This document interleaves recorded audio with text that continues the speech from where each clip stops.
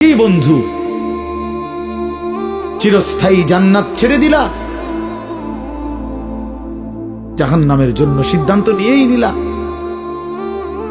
এই নারী, এই ছবি, এই উলঙ্গ দৃশ্য, এই জিনা, এই ব্যভিচার, খোদার কসম ধীরে ধীরে তোমার জাহান্নামের দিকেই নিয়ে যাবে। নুআল্লিহি মা তাওয়াল্লা ওয়া নুসলিহি জাহান্নাম।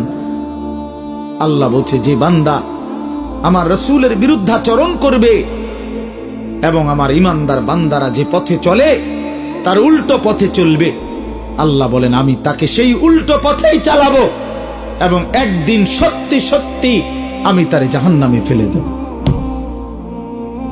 খোদার কসম, এটা কোরআন শরীফের আয়াত। আমি এই মাত্র বলে আসছি, বলছি তোমরা যারা আমার একটা কথা মনে করো বাপ, ছেলেদেরকে তোমাদেরকে বলি, বাবা সারা দিন সারা রাত মোবাইলে নারী দেখো, ছবি দেখো, নাচ গান, এক ওয়াক্ত নামাজ যারা পড়ো না, কোনোদিন যারা ফজরের নামাজ পড়ো না, হালাল হারামের কোনো পার্থক্য নাই, কিন্তু কেউ তোমারে ফিরায় না। তোমার মা, তোমার বাবা, তোমার পাড়া, তোমার মহল্লা, তোমার দেশবাসী, কেউ তোমারে নিয়ে একটু ভাবে না, কেউ তোমার একটু ফিরায় না। একটা বার বলে না যে এই বাবা তুই কোন রাস্তায় যাচ্ছিস, কিরে তুই মুসলমানের ঘরে জন্ম নিয়ে এত নষ্ট হয়ে যাচ্ছিস কেন? যাকে কেউ ফিরায় না, কেউ বলে না, কেন বাপ? একটা বার, একটা ছেলে শুধু তুমি আমার কথা ভাইবো যে কেউ তোমারে ডাকে না কেন? 365 দিনে, খোদার একটা বছরে কোনোদিন ফজরের নামাজ পড়লা না, অথচ কেউ তোমার একটু বলেও না কিরে বাবা তুই মুসলমানের ঘরে জন্ম নিয়ে ফজরের নামাজ পড়স না কেন?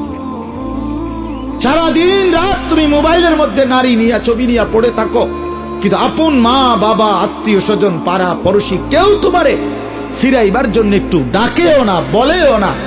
এমন হয়ে গেল কেন তোমার জীবনটা? কেউ তোমারে বাঁচাইতে চায় না কেন? মনে রাখো বাপ, মূল কারণ একটাই, তোমার উপরে আল্লাহর লানত পড়ছে, খোদার লানত, খোদার গজব পড়ছে তোর উপরে। এই জন্য আল্লাহর লানত পড়ে যার উপরে, তার থেকে গোটা সৃষ্টি মুখ ফিরায় নেয়।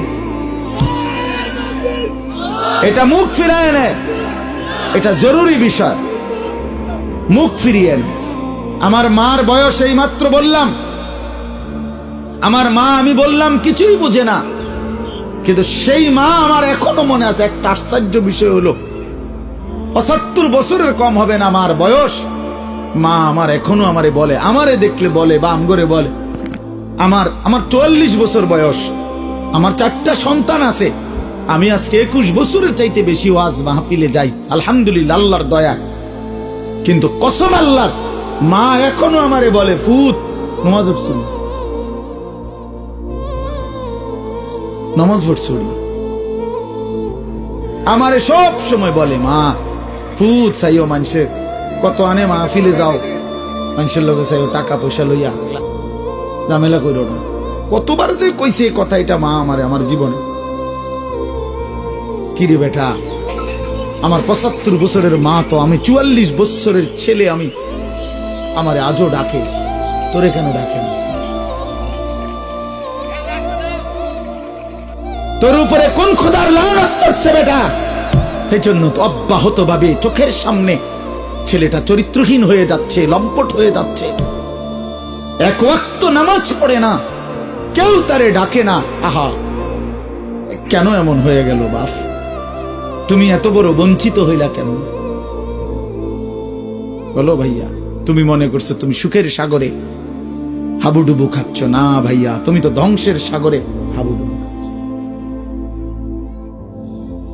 তুমি তো ভাবছো তুমি বড় মজায় আছো, তোমার মাথার উপরে কারো ছায়া নাই, আসলে তো তোমার উপরে খোদার লানত। এই জন্য কেউ তোমারে ফিরাইবার চাচ্ছে না। এই জন্য বিবেক থাকলে আমার এই কথা ভাইব, বিবেক থাকলে, বিবেক থাকলে ভাইব। আমি তো ধমক দিলাম, তোমারে কেউ ধমক দেয় না কেন? কেন ধমক দেয় না? তোমারে কেউ ফেরায় না কেন?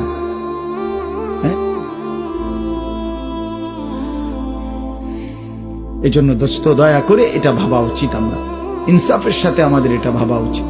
আমরা যদি এটা ভাবি, আমাদের জীবন সুন্দর হবে। এই কথাটাই আমি শুরু করছিলাম।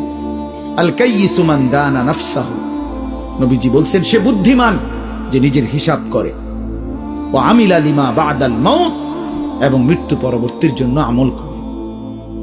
সেভাবে আমি কে, আমারে কে বানাইলো, আমি আসলাম কোত্থেকে, কেন বানাইলো, আত্ম উপলব্ধি, নিজের বিবেক, নিজের জাগা, আসলে আমি কে, আমি মানুষ না জানোয়ার, এতটুকু বুঝ বুদ্ধি আকল দিমাগ যদি দোস্ত আমার না থাকে, আমি মানুষ হলাম কিভাবে, মুসলমান হলাম কি? মাসালুল লাযী ইয়াযকুরু রাব্বাহু ওয়াল্লাযী লা ইয়াযকুরু রাব্বাহু মাসালুল হাইয়্যি ওয়াল মাইয়্যিত। নবীজি বলছেন যে আল্লাহকে স্মরণ করে আর যে করে না, এই দুইজনের মধ্যে উদাহরণ হলো একজন জীবিত, একজন মৃত।